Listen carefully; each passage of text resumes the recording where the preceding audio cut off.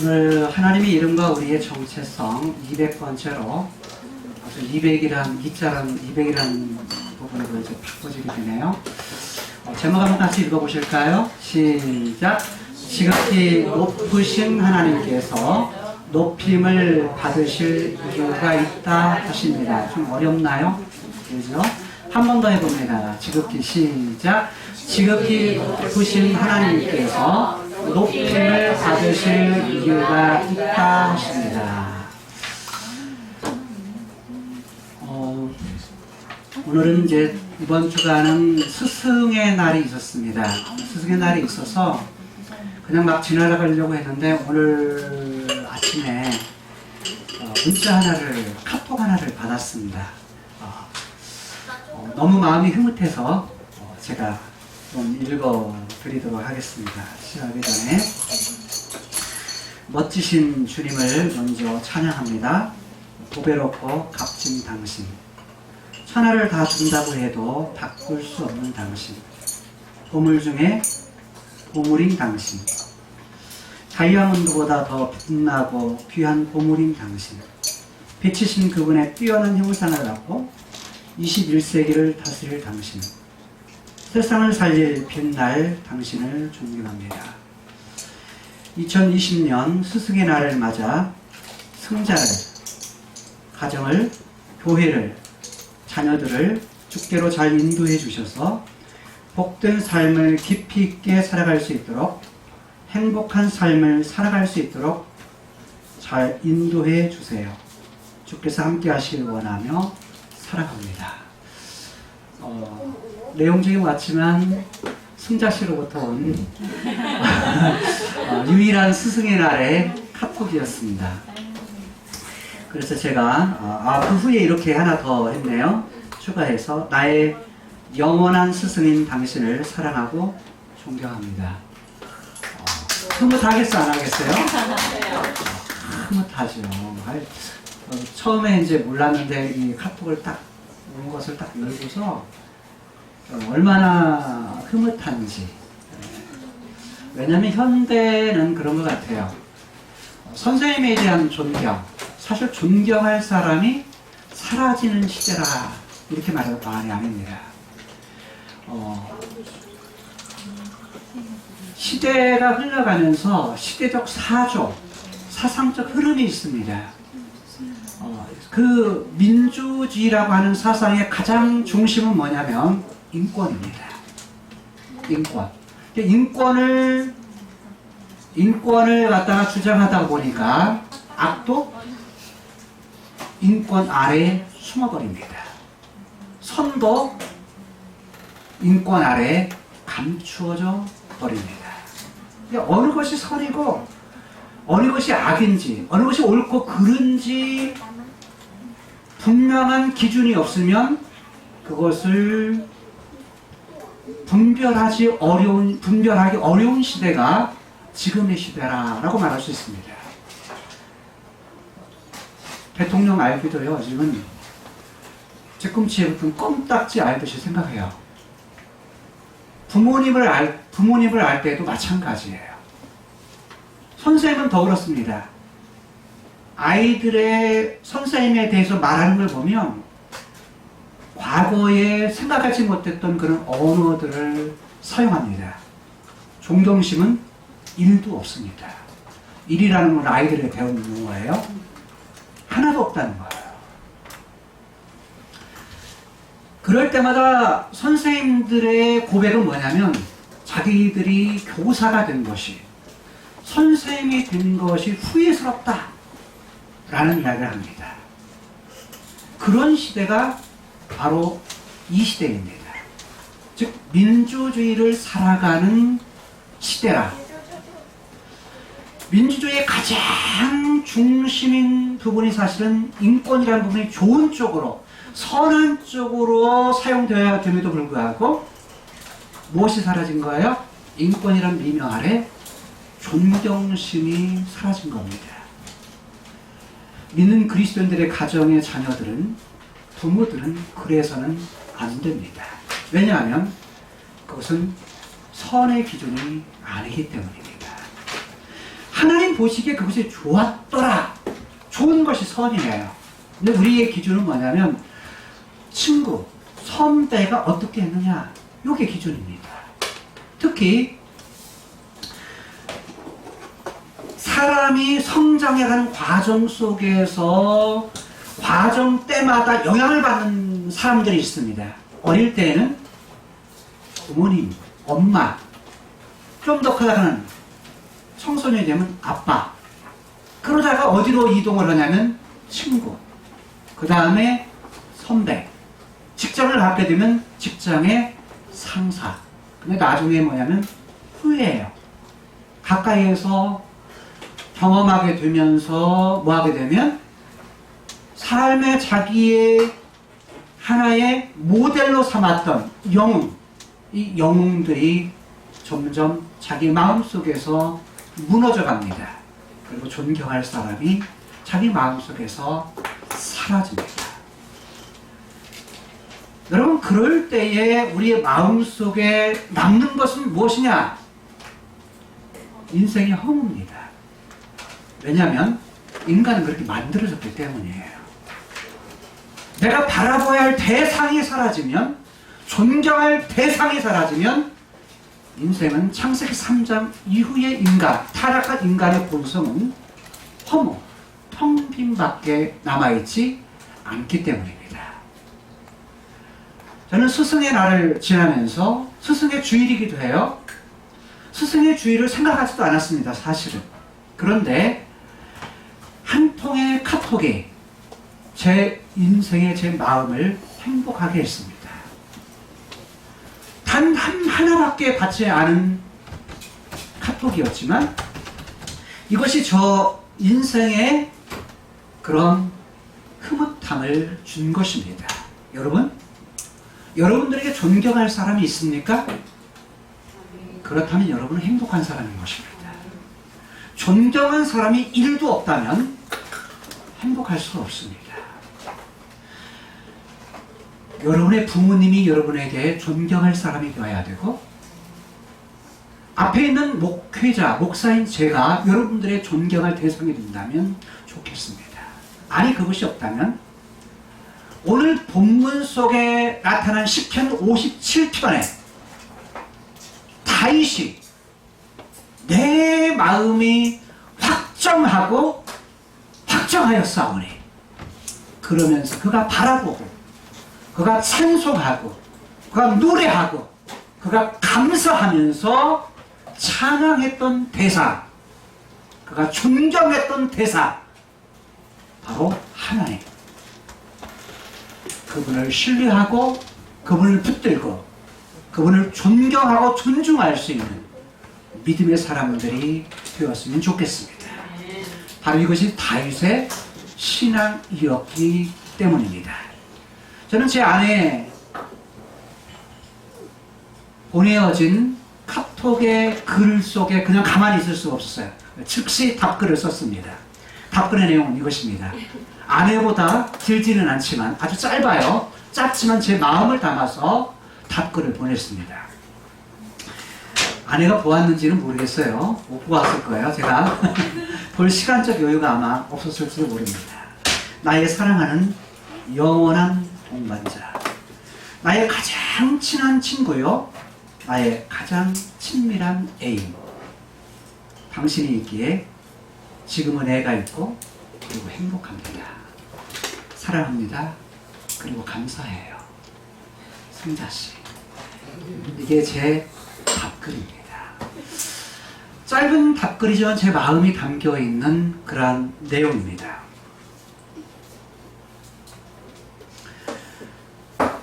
오늘 시편 57편의 말씀은요,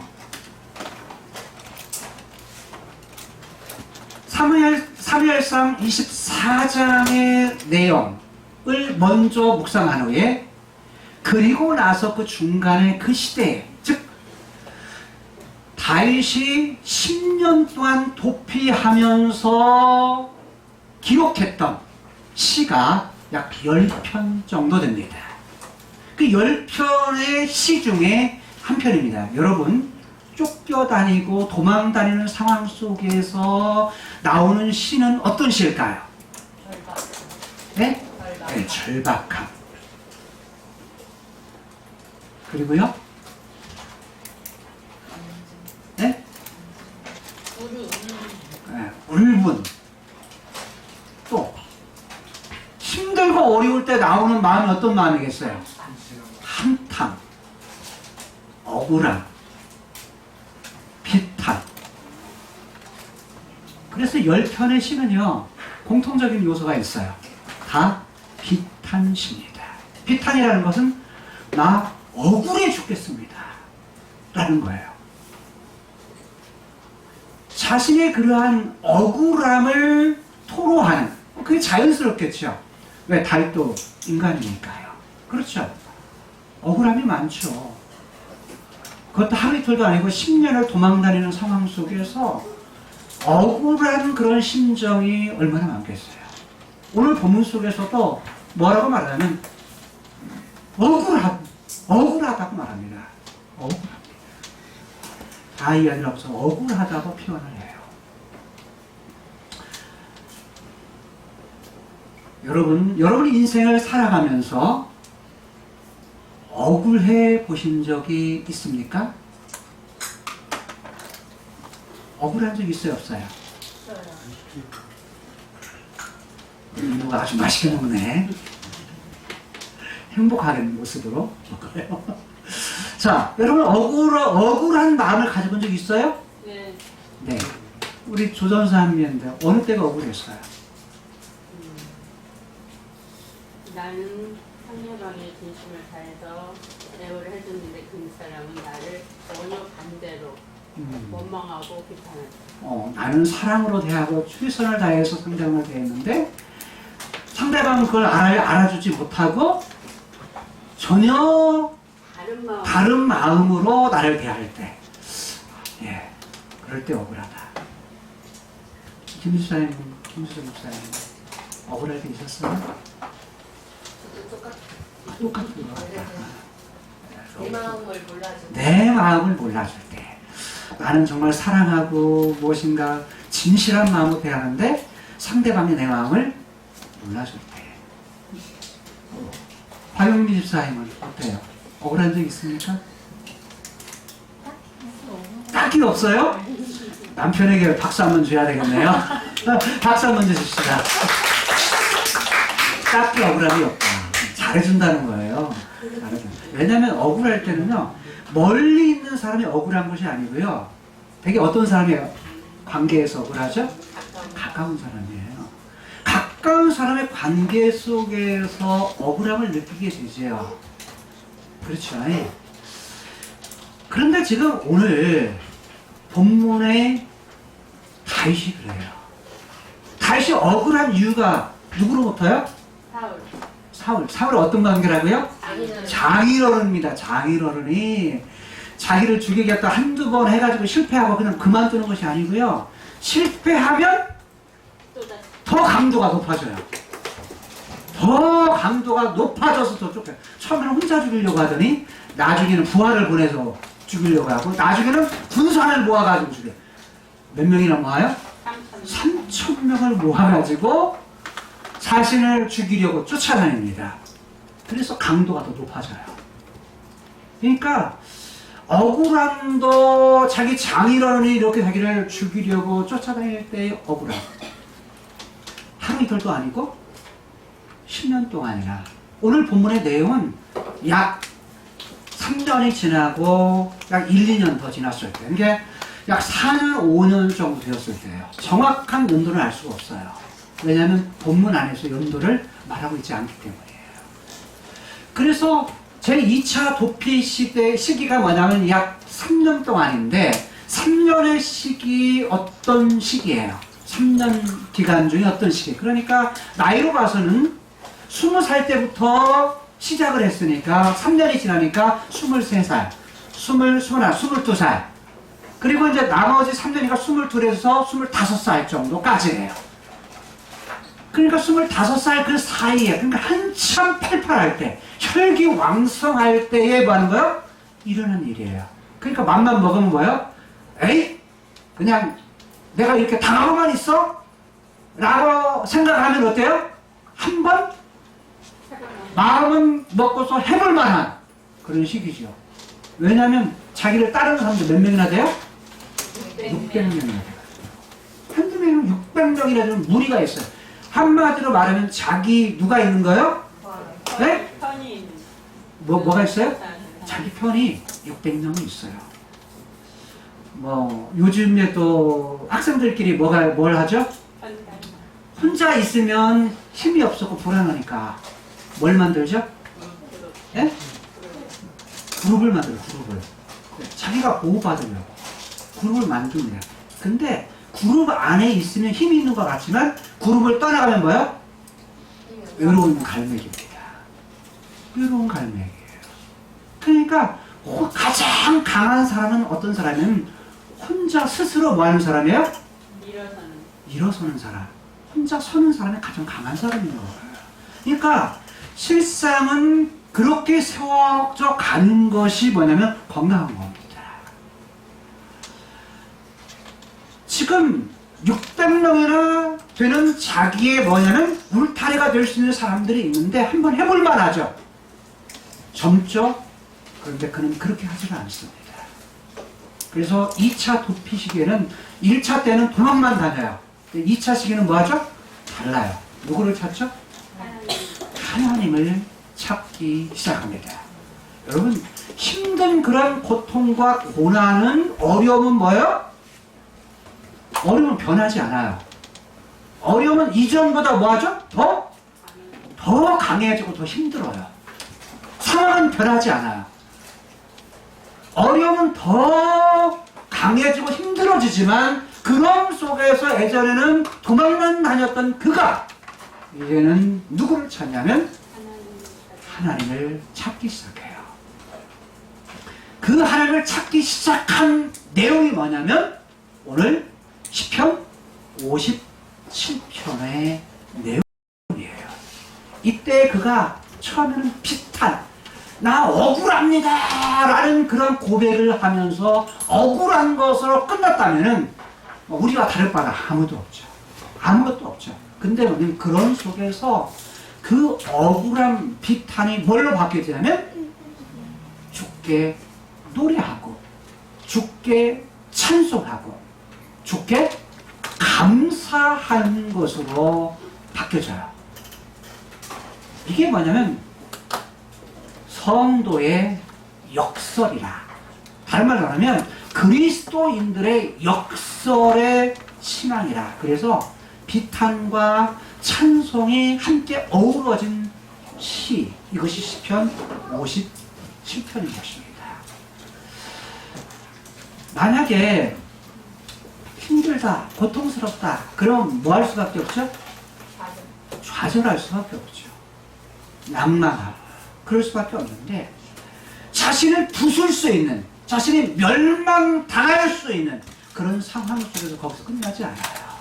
좌절하고 원망하고 자신의 마음을 갖다가 완전히 내박쳐주는 데서 끝나지 아니하고 그런 환경 속에 있어도 거기서 뭐 하는 거예요? 다시 세워지고 있는 다윗의 찬송식. 그럼에도 현대로 바꾼다면 그럼에도 불구하고의 그런 신앙, 바로 역설의 신앙에 바로 오늘 본문의 신앙인 것입니다. 자, 그렇다면 본문 속으로 조금 배경과 그 다음에 구조 그리고 본문 안에 있는 그런 내용들을 좀 더 살펴보고자 합니다. 본문 안에는요 하나님에 대한 이름이 다양하게 나와요. 그런데 이전에는 하나님의 이름이 여호와라는 이름으로 나왔는데 시편 57편에는 여호와라는 이름은 단 한 번도 나오지 않습니다. 많이 나오는 하나님에 대한 신명, 이름이 어떻게 나오냐면 하나님이라는 이름입니다. 하나님 무슨 뜻이죠? 엘로힘이라는 이름? 엘로힘이라는 이름이 무슨 뜻이라고 그랬죠? 힘 있는 자, 강한 자, 그러니까 강한 자 중에 강하신 분, 힘 있는 자 중에 힘 있으신 분. 그런데 이런 용어뿐만 아니라 이걸 갖다 7번 사용해요. 본문 안에. 7번 사용하는데 또 그보다 더 많이 나오는 단어가 있어요. 11번 나오는 단어인데 우리말 해석에서는 주라고 번역을 했어요. 근데 히브리어는 카로 되어 있는데 마지막 카라는 것은 뭐냐면 2인칭입니다. 당신, 영어로는 you라고 번역을 했어요. 당신. 근데 우리말 어감에서는 당신 하면 뭐예요? 이 버릇없는 놈. 상대방에 대해서 이 버릇없는 놈 소리를 듣습니다. 근데 영어에서는 그게 뭐예요? 아주 자연스러운 어법이에요. 자연스럽게 사용하는 말이에요. 그래서 당신이라는 용어인데 그래서 현대의 번역에서는 당신이라는 번역을 해요. 근데 직역에서는 당신이라는 용어를 어떻게 하나님을 당신이라고 쓰느냐. 그래서 뭘로 번역했냐면 11번 다 뭐냐면 주라고 번역을 해요. 주. 무슨 말 이해되죠? 주라는 말이 무슨 뜻이에요? 주인이라는 말입니다. 주인이라는 말이에요. 자, 다른 말로는 머리라는 말이에요. 머리, 주인이라는 말이죠. 다른 말은 힘 있는 자, 가진 자라는 그런 의미예요. 그 다음에 딱 한 번 나오는 단어가 있어요. 그게 저라는 단어입니다. 저는 지시대명사예요. 저라는. 하나님을 가르쳐서 저분, 저. 그래서 한 번 나와요. 그래서 11번, 7번, 11번 하면 18번이죠. 거기다 한 번 더하니까 19번이 하나님의 이름이 나옵니다. 그 중에 하나님이라는 이름 중에 유독 한 번 사용되는 독특한 용법에 하나님의 용법이 있어요. 그건 2절에 나오는 지극히 높으신 하나님이에요.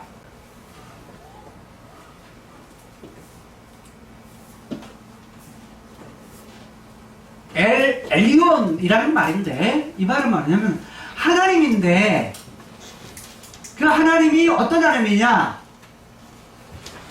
지극히 높으신 하나님이라고 말해요. 지극히 높으신 하나님. 그리고 지극히 높으신 하나님이 맨 마지막 11절을 보게 되면 뭐라고 말하냐면 지극히 높으신 하나님이 뭘 받으신 분이시다? 영광. 주는 그리고 주의 영광은 이라고 말하면서 하늘 위에 높이 들리시리요. 주의 영광은 온 세계 위에 높아지기를 원하나이다. 높아진다는 말을 2번 사용해요. 애들한테 그냥 신경 뺏기지 마세요. 그냥 민우야, 민우 자리가 어디더라? 민우 자리. 그럼 어디 앉아야 될까? 자, 거기 앉아야 돼?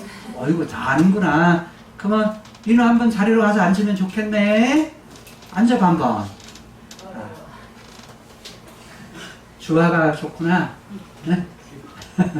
자, 지극히 높다는 말을 하면서 어떻게 말하냐면 그분이 뭐냐면 하늘 위에 그 다음에 온 세계 온 땅 위에 뭐 하시는 분? 높이시는 분. 높이시는 분. 그래서 지극히 높다는 말은 가장 높으신 그 다음에 최고로 높으신 이라는 말이에요. 다른 말은 더할 것 없이 높이 계신 이라는 뜻이에요. 누가요? 하나님이 그런 분이시다 라고 말을 해요. 그래서 지극히 높으신 하나님이라는 그러한 고백을 누가 하느냐? 다윗이 하고 있는 것입니다. 오늘 본문의 배경을 좀 살펴보면 이런 부분을 좀 정리하면 이렇습니다. 자, 지중해가 있고요. 갈릴리바다 요단강 사이입니다. 그리고 그 가나안 땅에 대한 부분은 뭐냐면 위에 갈릴리 산지가 있고 중간에 에브라임 산지가 있고 그 다음에 유다 산지가 있죠. 여기는 골짜기예요. 그 다음에 이쪽도 산지입니다. 오른쪽도 요단강 동편도 산자리 골짜기인데 지금 다윗은 누구에 의해서? 사울에 의해서 계속 뭐요? 기브아 고향에서 다윗의 사울의 고향에서 사무엘에 있었던 라마로 도망갔다가 다시 와서 요나단을 만나고 노이라고 하는 제사장이 있는 곳으로 가죠. 제사장으로 갔다가 여기에서 누가 있었죠? 누구를 만나죠? 아니요. 여기에서 사울의 신하 고액을 만나죠. 고액을 만나서 야 큰일 났구나. 이게 여기는 이제 여기에서 발견됐나 죽겠구나 해가지고 사울의 힘이 미치지 못하는 어디로 도망가요? 블레셋 가드라는 곳으로 도망가요. 근데 가드에서도 어떻게 했죠? 발각을 했어요. 발각을 당했어요. 두 아들에 의해서. 자, 그래가지고 도망을 다시 갑니다. 나오죠? 후사일생으로 나와가지고 어디로는 아둘람 굴이 있는 곳으로 오게 돼요. 여기 이제 다윗이 오게 되니까 이 소식을 듣고서 이쪽 저쪽에서 다윗에게 찾아오는 사람들이 생겨요. 그 사람들이 몇 명이 모였죠? 400여 명의 사람들이 모입니다. 400여 명의 사람이 모일 때에 누가 들어요? 사울이 듣습니다. 사울이 들으니까 사울이 뭐냐면 자 여기를 올려가요. 어떻게 해서 알았느냐? 이 지역에 있는 사람들이 뭐냐면 가서 고발을 해요. 고발을 해가지고 내려오십시오. 그러면 뭐 하겠다고? 저기 있다고. 근데 이제 여기 있을 때에 죄송합니다. 여기에서 어디로 가냐면 쫓기는 신세에서 부모님도 오게 되는데 부모님은 뭐 하는 거예요? 여기 있으면 죽게 생기니까 부모님을 갖다가 외갓집에 있는 모압 미스베라는 곳에 모시고 가가지고 모압 왕을 만나서 맡기고 다시 돌아오는데 그것이 어디냐면 바로 헤렛이라는 숲을 지역에서 오게 된대. 헤렛 숲에 있으면서 그일라 사람들, 블레셋과 가까이 있는 블레셋 사람에 의해서 이 사람들이 1년 동안 농사한 거 다 약탈해 간다, 다 강탈해 간다 라는 소식을 듣고서 가서 뭐냐면 이때에 하나님께 물어요. 하나님께 물으니까 하나님이 뭐 하죠? 올라가라. 가라고 말합니다. 가서 뭐 하라? 그들을 싸우고 그들을 취하라고 하나님이 명령해요. 그래서 뭐냐면 하나님의 명령을 듣고 뭐 합니까? 갑니다. 순종하고 가요. 순종을 가가지고 뭐냐면 그일라의 부분에서 블레셋 사람들을 전부 다 망치고 다 이들을 쫓아내요. 쫓아내는 그러한 일들을 하게 되는데 이때 부하들은 말렸죠. 말렸는데 여기에서 그일라 사람들이 누구를 또 찾아가냐면 바로 사울을 찾아가지고 고발을 합니다. 고발하자 이때 어디로 도망가냐면 10이라고 하는 황무지 광야로 그일라보다 더 험한 곳으로 도망가요. 도망가다가 뭐냐면 요나단이 찾아오게 되고 자 요나단이 찾아오니까 또 도망을 가요. 만나고서 또 도망을 하는데 그 밖에 마온 황무지로 가게 됩니다. 마온 황무지에 가가지고 어디로 가게 되냐면 이제 엔게디라는 곳으로 도망가는데 이곳보다 뭐요? 더 험한 곳이에요. 즉 산에 있는 염소들, 산 양들이나 사는 그런 험한 광야 지역의 산, 험한 바위산에 있는 곳으로 뭐냐면 도망을 갑니다. 도망을 가는데 엔게디는 사해에 붙어 있어요. 그러니까 엔게디에는 뭐도 있냐면 폭포도 있어요. 폭포도 있어요. 왜냐하면 위에 상류에서 아래로 물이 모아서 내려올 때에는 아래는 폭포가 있어요. 아름답더라고요, 폭포가. 근데 뭐냐면 위쪽에 보면 골짜기예요. 골짜기 사이에는 뭐가 있냐면 굴들이 있어요.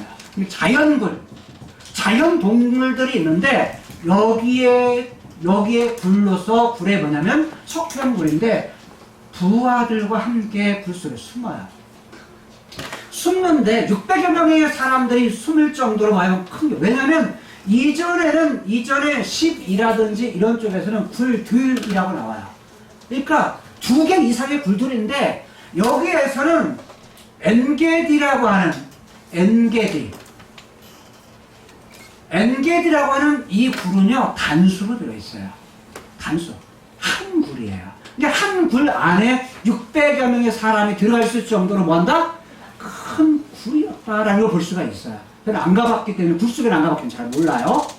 자, 그렇지만 히브리어 본문상 볼 때 하나의 한 굴에 들어갔는데 마침 사울이 뭐냐면 부하들 쫓아왔다가 뭘 하려고? 발을 가르려고. 뭐냐면 용변을 보려고 굴 속에 들어갔다가 굴에 누가 있는 거예요 지금? 다윗과 그의 부하들이 있는데 부하들이 뭐냐면 기회입니다. 절호의 기회입니다. 원수를 죽일 수 있는 절호의 기회이기 때문에 하나님께서 당신에게 기회를 주었는데 이 기회를 놓치지 마십시오. 당신 손에 있으니까 당신 마음대로 하세요. 라고 하면서 뭐하도록? 죽이도록 권고를 해요. 그래서 뭐냐면 권고를 하는데 다윗이 뭐하죠? 옷자락만 봅니다. 옷자락. 그래서 발을 가리웠다는 것이 용변을 본다라는 말도 있지만 또 하나는 잠을 잔다. 왜냐면 잠을 잘 때 자기 겉옷을 이불 삼아가지고 발을 가리우고 자기 때문에 2가지가 다 가능하다. 라고 이렇게 말을 했어요. 자, 근데 이제 2가지가 가능한데 어쨌든 그래서 다윗이 사울을 죽일 수 있는 기회가 됨에도 불구하고 죽여요, 안 죽여요? 안 죽이는 이유가 뭐죠? 하나님이 여호와께서 기름 부으셨다. 즉 기름 부으신 건 하나님의 뭐가 있다? 계획, 뜻이 있다. 그래서 하나님의 뜻을 더 먼저 생각하고 죽이질 않습니다. 아니 언제 끝날지 모르는 고난, 언제 끝날지 모르는 어려움. 누구만 죽이면 끝났죠? 사울만 죽이면, 사울만 여기서 뭐하면 그냥 죽여버리면 뭐요? 자기의 고난이 끝나는 거예요. 어려움이 끝나는 거예요. 왜? 쫓아다니는 사람이 없으니까. 그런데 그 어려움 쫓아다니는 그것보다 뭘 선택해요? 그 고난 속에 무엇이 있다? 하나님의 뜻이 있다. 하나님의 기름 부으신 뜻이 있다. 그래서 자기도 부하들에게도 뭐예요? 죽이지 못하도록 합니다. 죽이지 못하도록 해요. 자, 이것이 뭐냐면 어려움, 고난 가운데 있을 때 하나님께서 뭐라고요? 하나님 편에서 볼 때는 하나님이 계획을 가지시고 있는데 그 계획은 뭐냐면 너를 통해서, 사울을 통해서, 그리고 너를 통해서 하나님께서 가나안 땅 나라를 세울 것을 갖다가 아브라함, 이삭, 야곱에게 약속을 했는데, 그리고 모세에게 약속을 했는데, 자, 모세에게 시내산에서 제사장 나라가 될 거다. 다른 열방들, 많은 나라들의 제사장 나라가 될 건데, 그 나라가 세워지기 위해서 왕이 필요한 건데, 하나님의 계획서 하나님 마음에 쏙 드는 왕. 그건 뭐냐면 하나님 자신을 인정하는 왕. 자기가 왕인데 자기가 최고가 아니라 그 왕 배후에 또 다른 왕이 있다는 걸 인정하는 왕. 그래서 어떤 나라? 하나님이 왕인 나라. 하나님이 왕으로서 다스리는 나라. 하나님의 나라. 하나님의 주인인 나라. 이 나라를 세우실 것에 대한 것이 하나님의 계획인데, 그 계획을 드러낼 수 있는 그것을 하나님이 원하시는데, 사울은 뭐예요? 그거 안 했다는 거야. 사울은 맞아. 처음에는 하나님을 그렇게 섬겼어요. 잘. 그 다음에 사람들도 잘 섬겼어요. 부모도 잘 섬겼어요. 문제는 뭐냐면 나중에 가서 다윗이 자기가 더 나을 것 같으니까 자기 왕의 자리가 위태로워. 나라가 위태로우니까 그래서 누구를 죽이려고 하는 거예요? 다윗을 처리하려고, 죽이려고 하는 거예요. 근데 사실 사울도 뭘 알아요? 하나님의 계획을 그래, 하나님의 계획을 알아요. 야, 다윗이 나를 이어서 이스라엘의 왕이 될 거다라는 걸 알아요. 근데 그것이 지금 뭐 하는 거예요? 못마땅한 거예요. 그래서 자기 인간의 합리적인 생각을 가지고 야 다윗만 죽이면 내 아들 요나단이 왕이 되는데, 그래서 뭐냐면 자신의 생각과 합리적인 상식선에서 다윗만 처리한다면 자기 가문에서 이어지게 될 거다. 그래서 이때는 뭐도 필요 없어요? 하나님의 계획도 필요 없어요. 뜻도 필요 없어. 뭐가 더 우선이에요? 내가 자신의 생각이 더 우선인 걸 볼 수 있어요. 근데 하나님은 그걸 뭐 하셨다? 악하게 보셨다는 거예요. 그럼에도 불구하고 한 번 하나님께서 기름을 부으셨을 때는 기름 부으신 하나님의 뜻이 있기에 다윗은 그를 뭐 했어요? 살려줘요. 근데 그게 뭐냐면 하나님 편에서 볼 때 저울을 달아보시는 거예요. 저울을 달아보는데 고통 속에 어려움 속에 쫙 집어넣어가지고 뭐예요? 이때에도 하나님을 의뢰하는지, 하나님은 그분께 피하는지, 하나님 그분만 붙잡는지, 그것을 보시는 거예요. 여러분, 인생의 억울함과 힘든 일을 만날 때요, 힘든 일을 만날 때 하나님은 그때 뭐 하신다고요? 하나님은 우리를 일하시는 거예요. 계획을 가지시고. 뭐라고요? 우리는 이해할 수 없지만, 우리에게 일어나는 일들을 다 우리는 이해할 수 없지만 그 배후에서 하나님 뭐 하신다고요? 일하신다.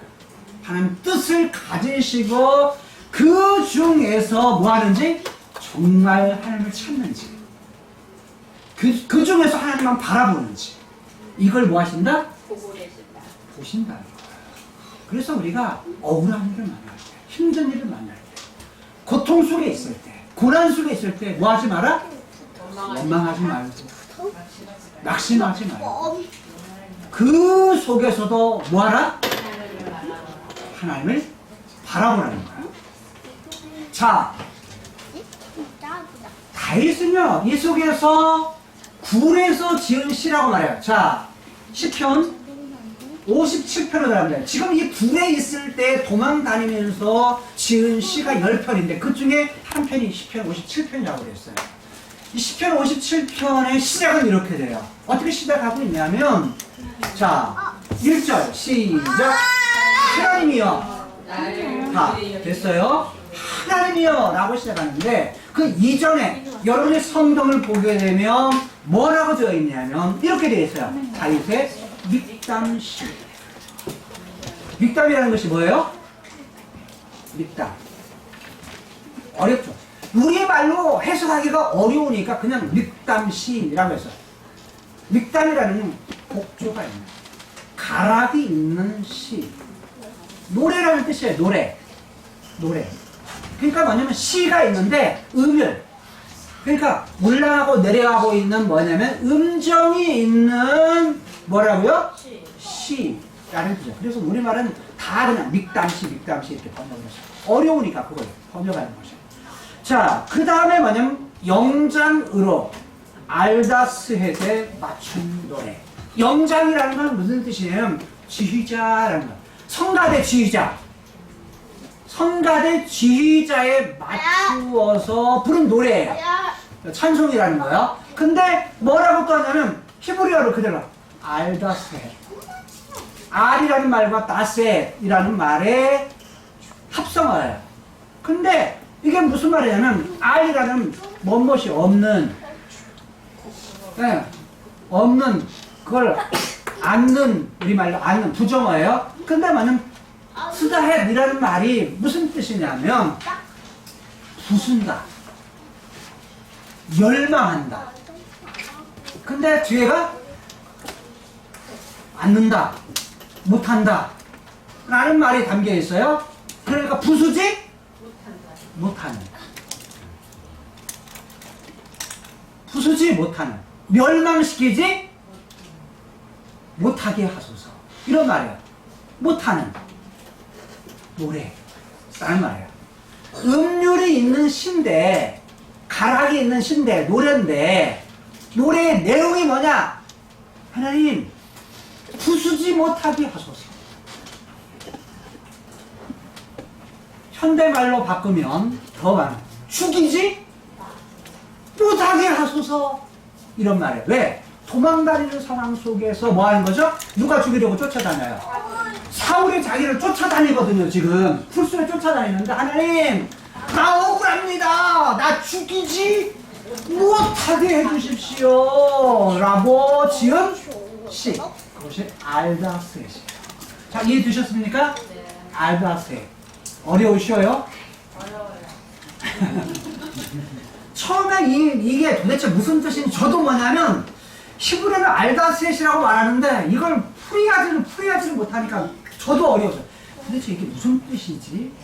이걸 알려고. 근데 보니까 만약 히브리어를 그래서 만약 본문에 대한 그런 기본형을 찾아가고 하다가 보니까 뭐냐면 부순다, 멸망시킨다 이런 부분들이어서 나중에 내가 결국 보니까 뭐냐면 죽이지 못하게 하소서 이런 말. 그게 더 가까운 그런 현대어 의역이라 이렇게 볼 수 있어요.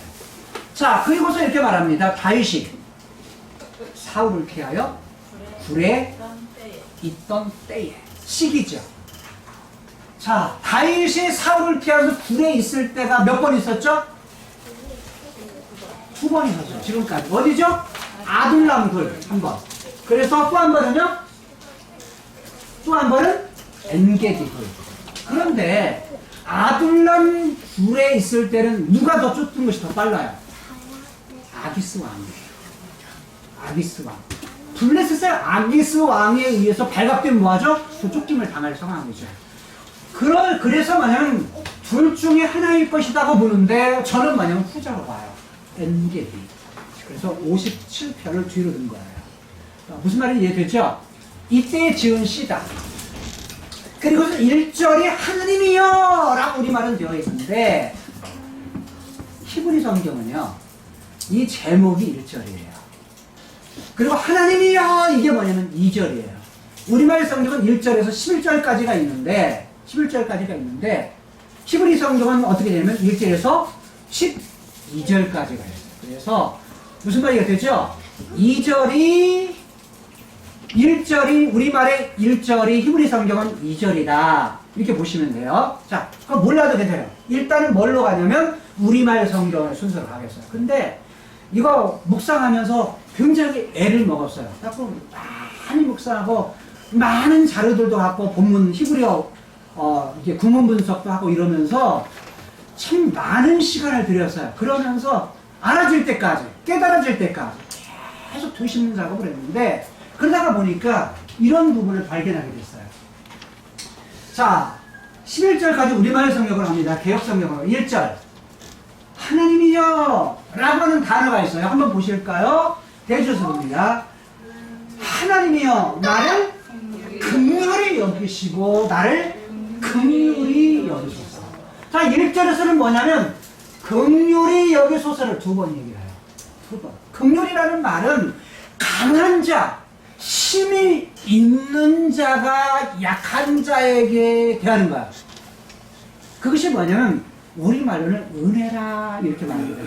다른 말하면 상전이 종을 대할 때, 상전이 종을 대할 때, 주인이 뭐예요? 종을 대할 때 사용하는 용어가 뭐냐면 긍휼이라는 단어로 사용해요. 그러니까 힘이 있는 자가 힘 없는 자에게 베풀어 주는 거야.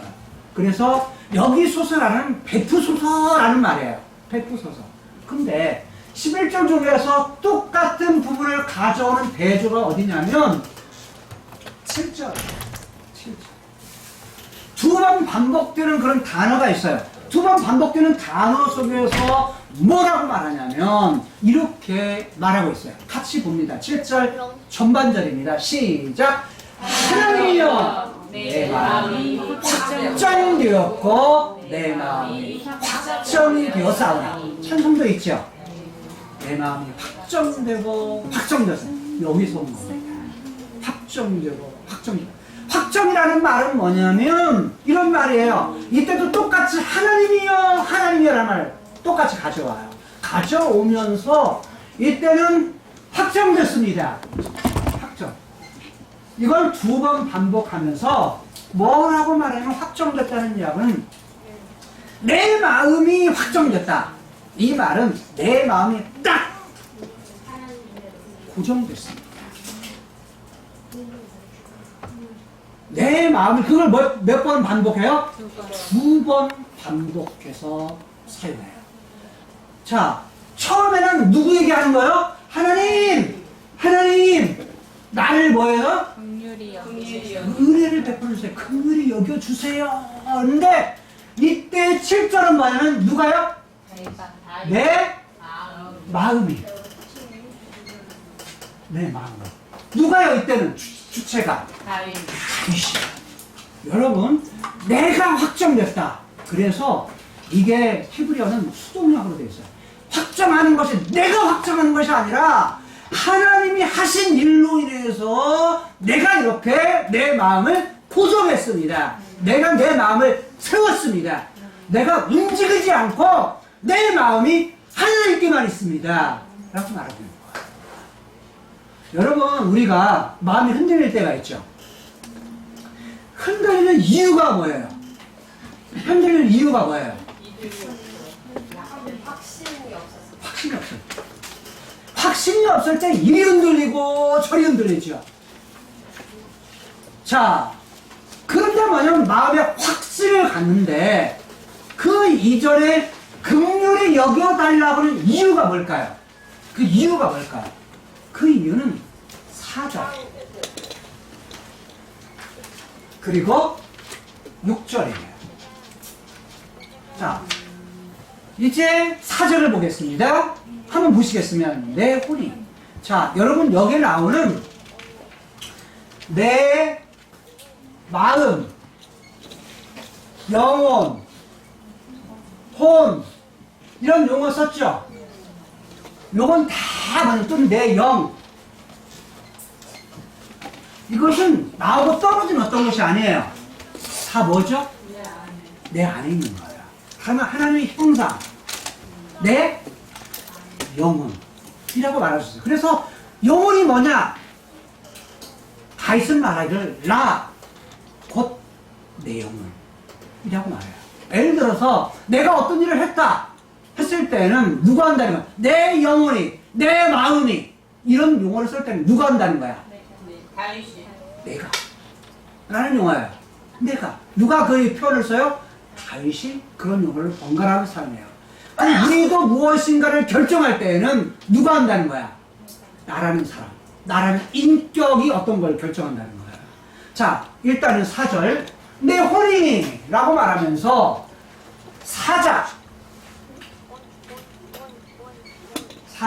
사자가 뭐죠? 왕.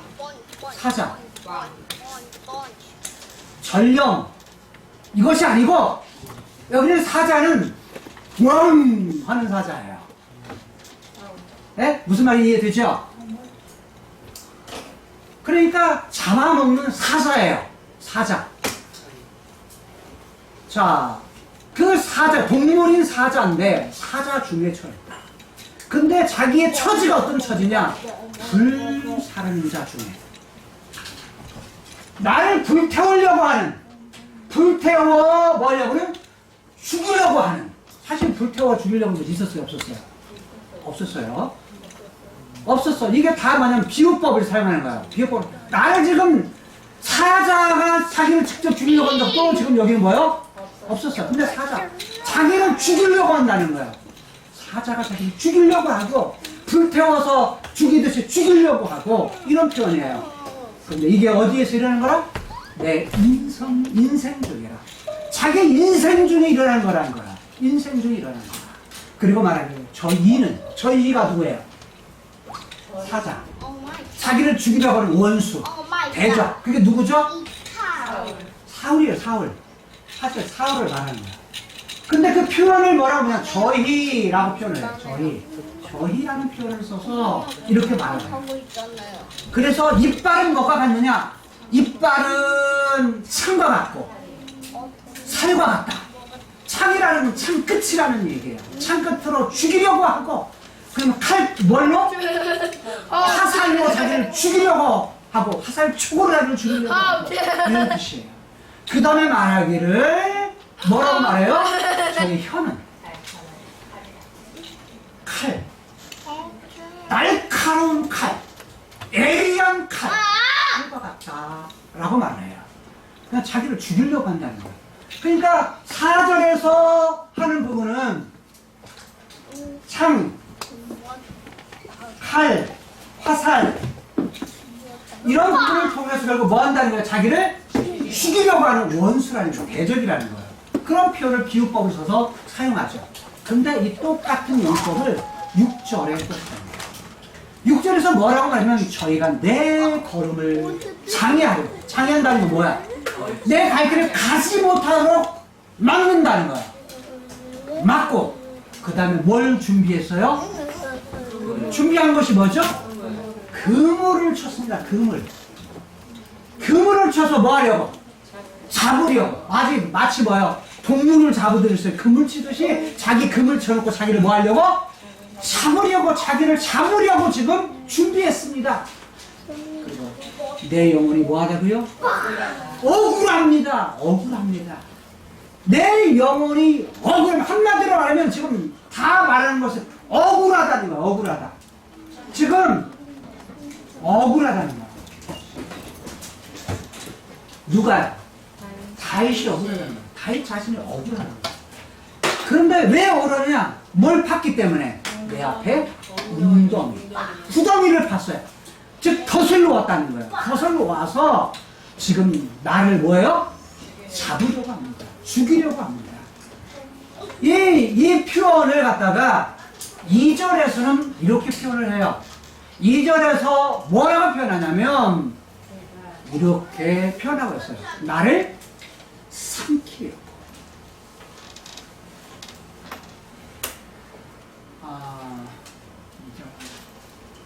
잠깐만요.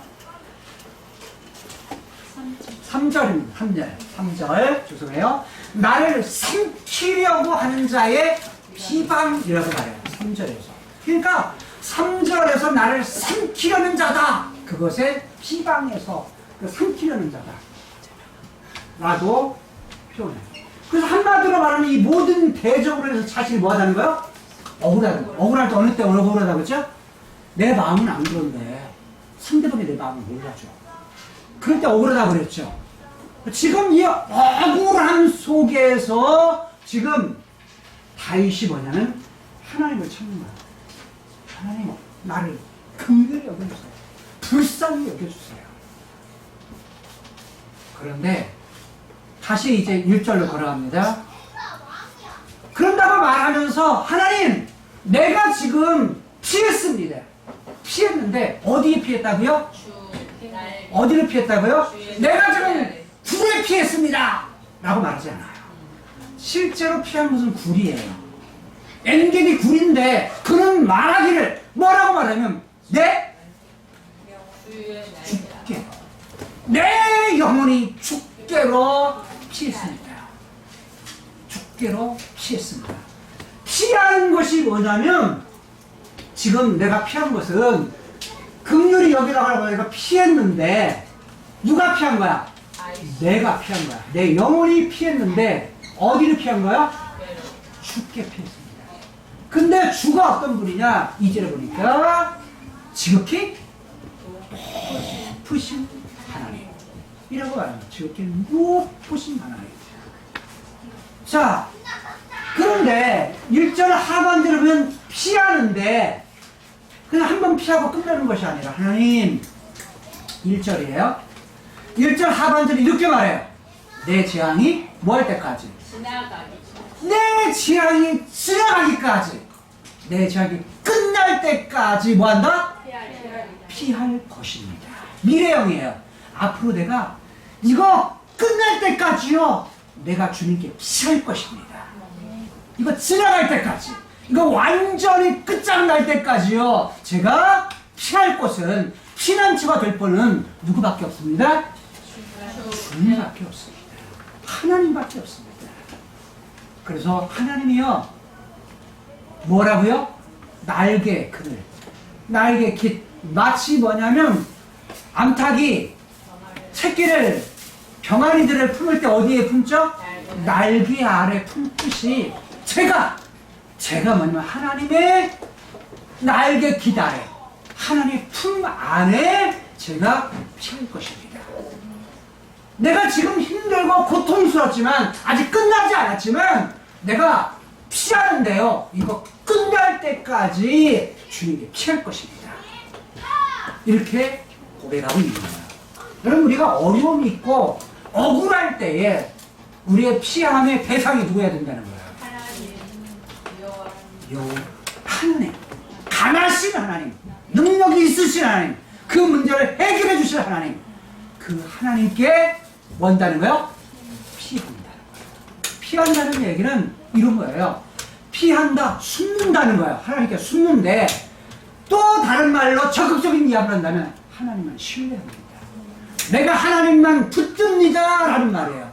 하나님, 내가 하나님만 신뢰합니다. 어떤 상황 속에서도 뭐 한다고요?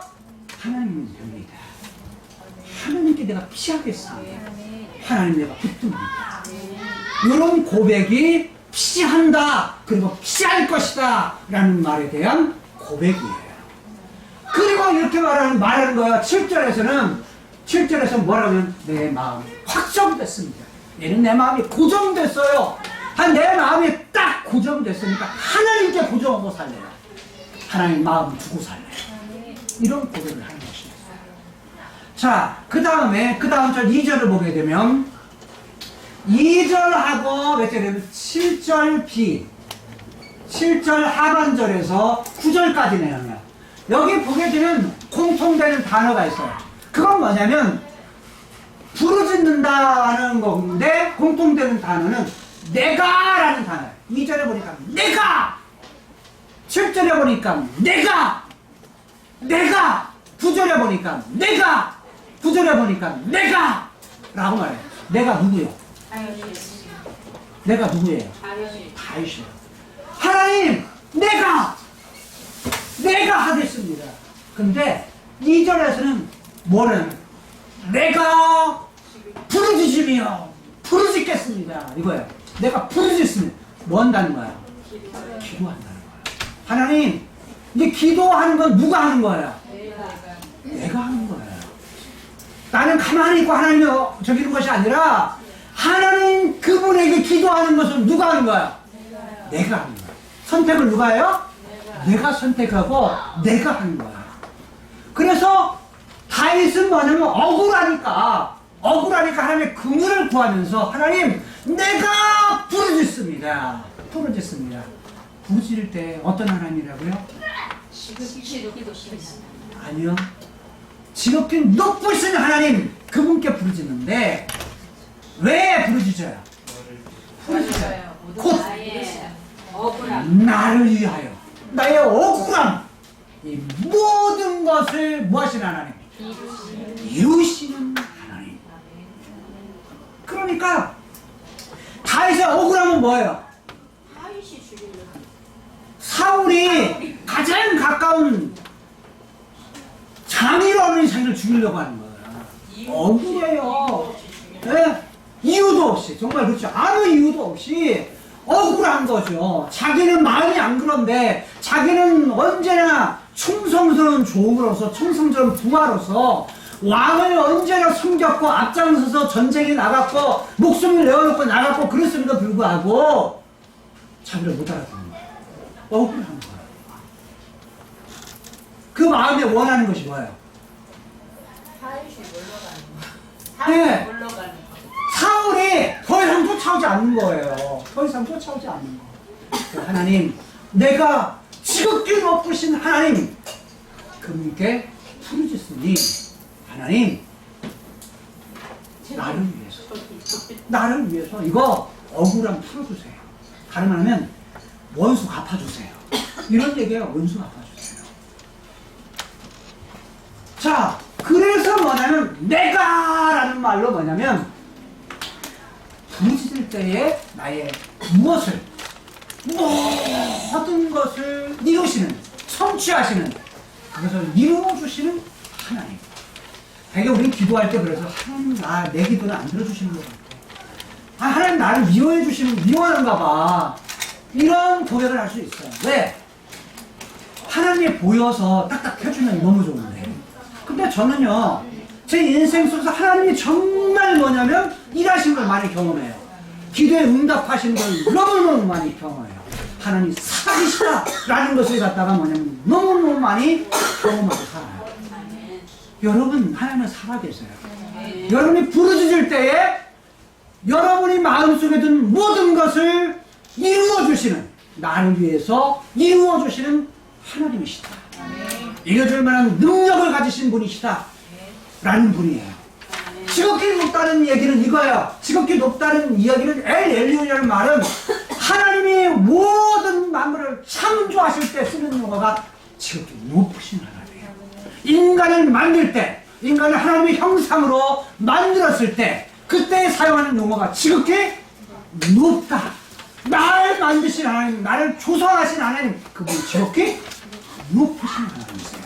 근데 그 하나님이요, 내버려 두죠. 나를 돌아보세요. 그 다음에 뭐냐면 끝에 이르기까지 나를 갖다가 돌봐주신 분이 지극히 높으신 분이세요. 내 부르짖는 기도를 뭐 하신다? 들으시는, 그리고 말할 때 그것을 이루어주시는 하나님이시다 라고 말씀하시는 거예요. 다윗은 쫓기는 상황 속에서도 하나님을 그렇게 고백하고 있다는 거예요. 자, 그런데 이렇게 내가 부르짖는다 라는 말을 7절에서는 이렇게 고백해요. 고백이 바뀌어요. 하나님, 내가 노래할게요. 내가 노래할게요. 그 다음에 뭐라고요? 내가 찬송할게요. 그 다음에 내가 뭐 할게요? 9절에 보니까 내가 주께 감사하오며, 그 다음에 찬송한다는 말을 또다시 반복하죠? 섞습니다. 그러니까 노래하고 찬송하고 감사하는데 누가 한다는 거야? 다윗이. 내가 하나님 노래할 거예요. 내가 하나님 찬송할 거예요. 내가 하나님 감사할 거예요. 왜요? 감사한 이유가 뭐예요? 내 삶의 부분이 아주 변한 건 없어요. 여전히 쫓겨나는 부분이에요. 근데 뭐에 근거해요? 지극히 높으신 그 하나님이 모든 것을 이루시는 것에 근거해서 후반부에 또 나타나는 그 부분에 근거해서 마음에 내가 고정하고 확정했기 때문에 하나님, 내가 이제 하나님만 감사할래요. 하나님 노래할래요. 하나님 찬송할래요. 그런데 이게요, 우리말에는 별로 힘이 안 들어가요. 히브리어를 보면 이게 너무 강력해요. 강조형이에요. 하나님, 내가 찬송하대요. 강하게 하나님 찬송할 거예요. 우리말로 강하게를 힘을 힘껏 하나님 찬송할 거예요. 이거예요.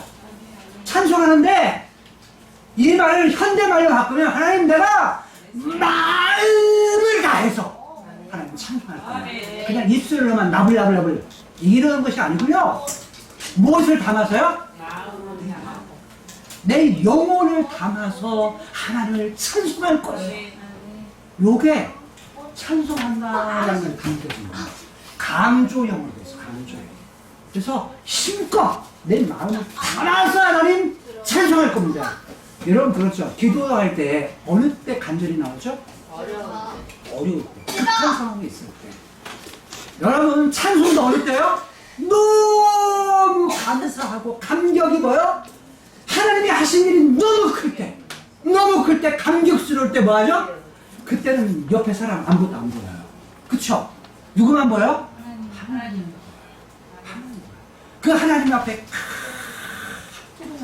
기도하죠. 그게 뭐다? 다윗이 하나님께 찬송하죠. 내가 찬송합니다. 근데 찬송하는 것도 누가 하는 거예요? 내가. 여기는 내가라고 했어요. 내 영혼이, 내 혼이, 내가 라는 말은 다 똑같다는 말이었어요. 의미를 다 똑같이 가진다는 거죠.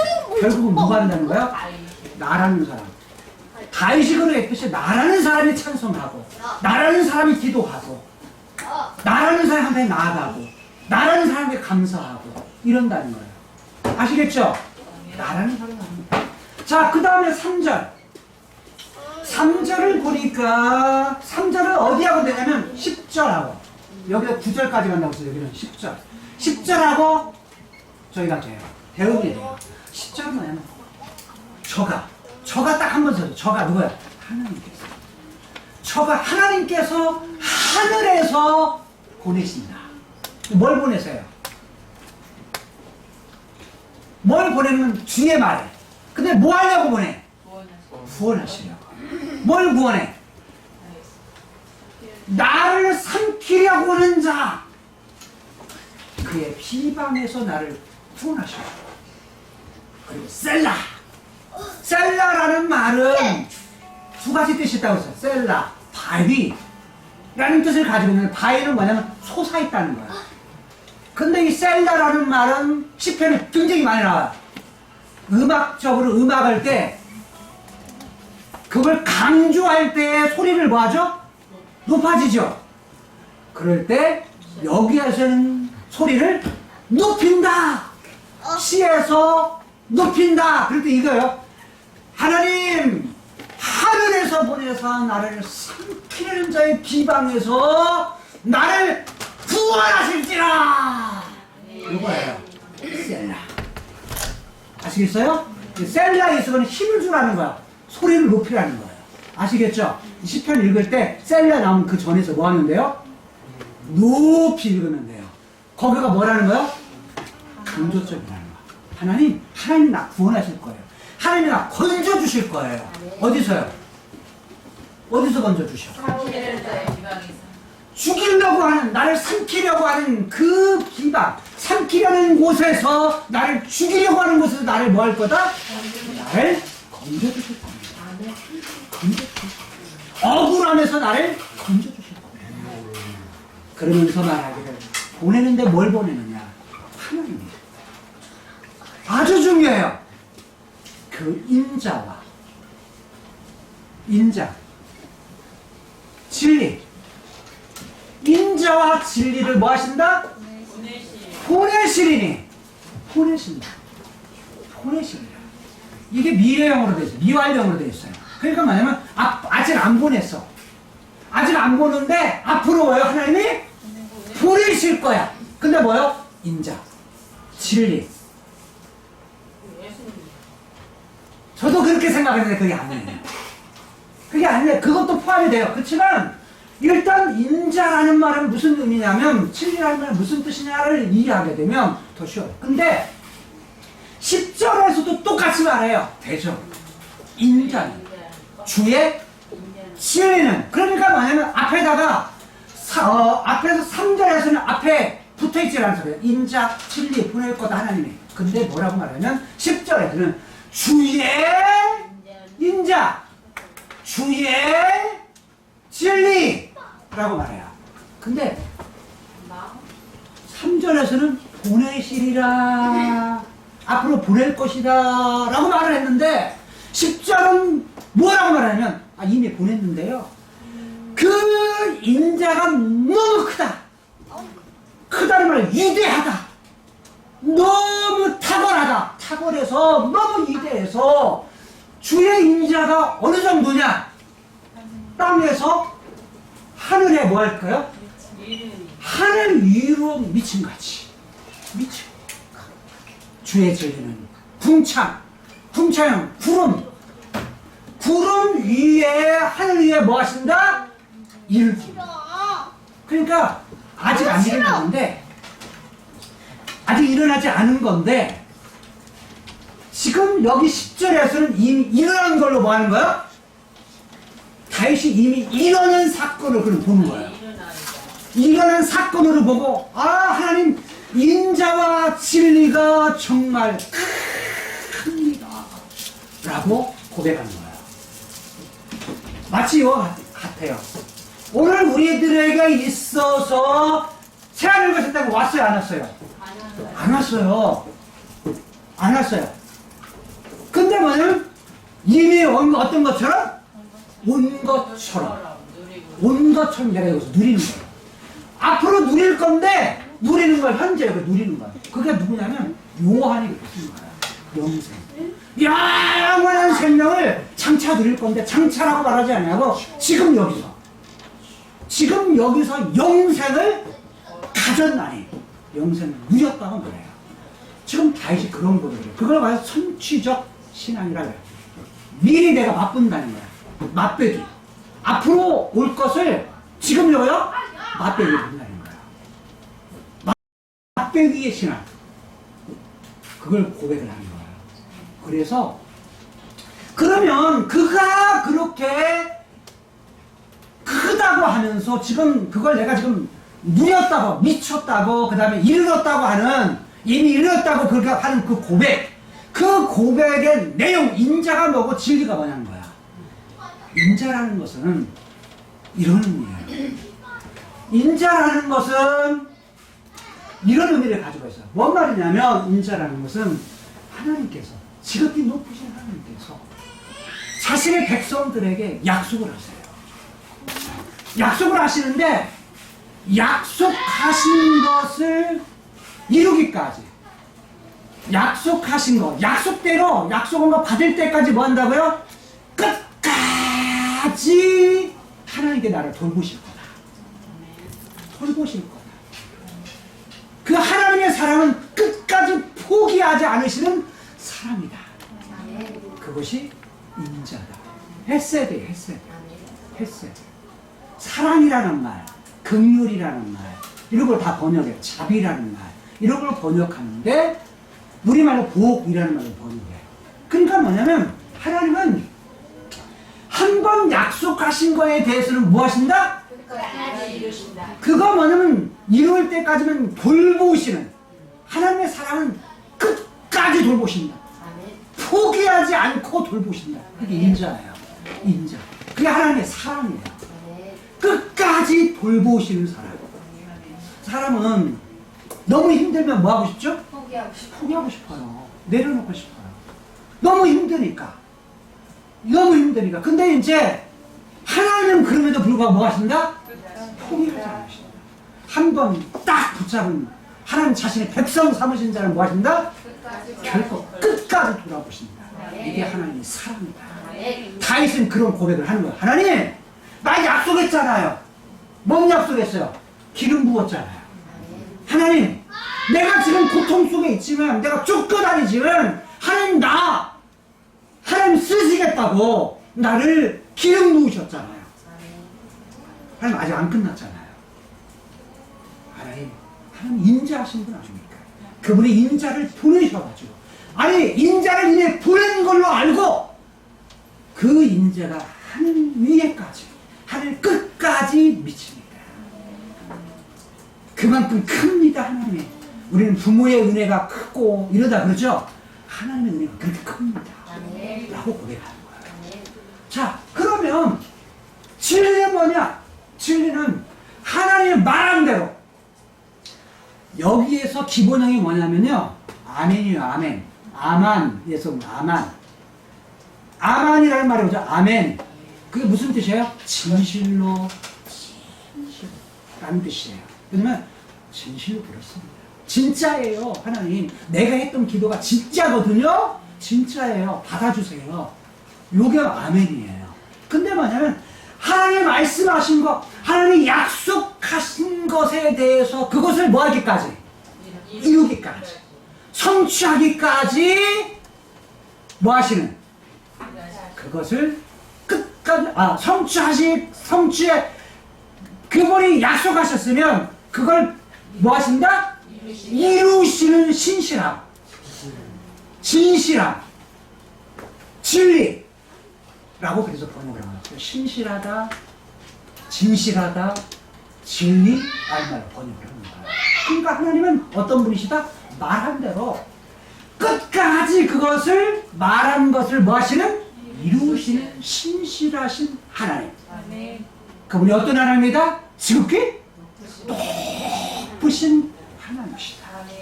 하늘의 것만 창조만 한 것이 아니고 인간만 또 만드신 것이 아니고 만드신 하나님께서 그분이 뭐냐면 아브라함에게, 이삭에게, 야곱에게, 모세에게, 여호수아에게 약속한 대로, 사무엘에게 약속한 대로, 다윗 다윗에게 약속한 대로 끝까지 하나님의 불타는 사랑을 가지고 우리를 사랑하시고 그걸 이루기까지, 그걸 완전히 이루시기까지 무엇인 하나님?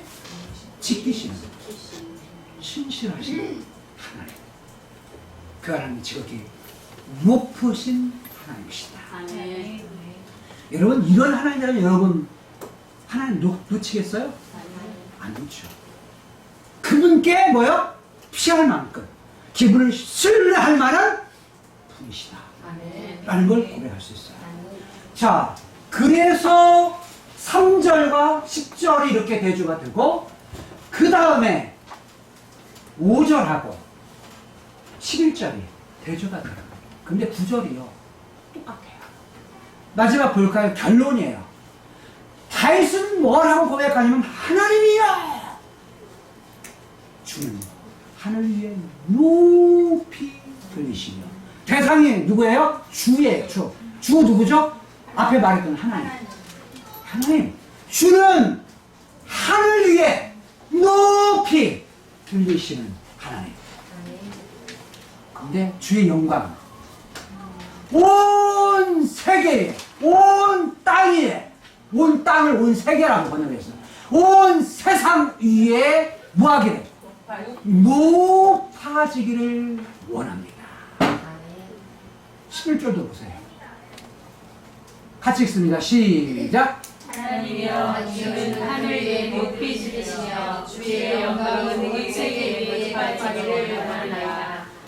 하나님이 지극히 높으신, 최고로 높으신, 아주 높으신 하나님이신데 다윗은 말하기를 그런적으로 하나님이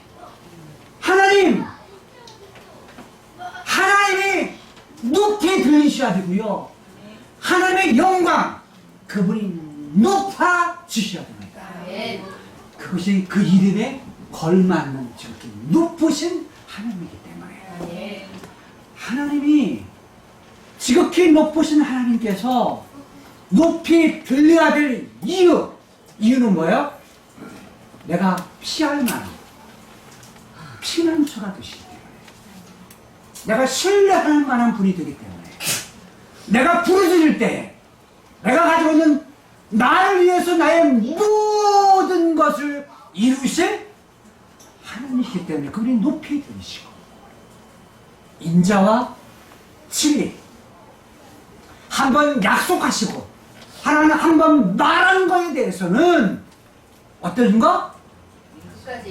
끝까지, 그리고 그것이 이루어질 때까지 신실함을 지키시는 그 하나님이기 때문에 우리가 억울한 가운데, 쫓기는 어려운 가운데, 불편한 가운데, 힘든 가운데 있다 할지라도 낙망하지 않는 것은 누구로 인해서?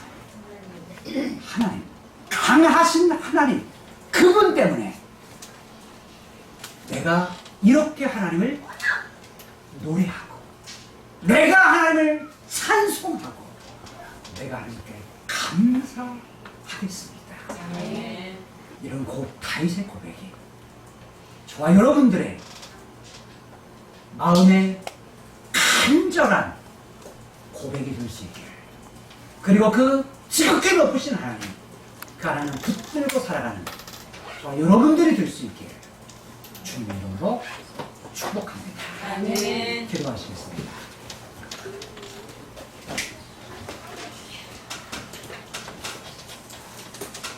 지극히 크신 하나님,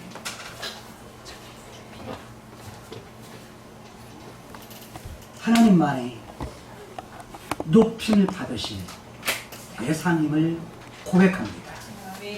나의 모든 인생의 삶 중에 다윗이 고백했던 것처럼 억울할 때에 피할 수 있는 피난처가 되시는 주님, 억울할 때에 부르짖을 때, 억울함을 부르짖을 때 나를 위해서 나의 모든 것을 이루시는 그 하나님이기에 인자와 지혜를 보내셔서 하나님 그분이 약속한 대로 말씀한 대로 나를 끝까지 사랑하시고 이루실까지 포기하지 아니하시는 신실하신 하나님, 그분에게 지극히 높으신 하나님을 높입니다. 그러기에 내가 하나님께 감사하고 하나님께 노래하며 하나님을 찬송하며 살기를 각오하고 고백합니다.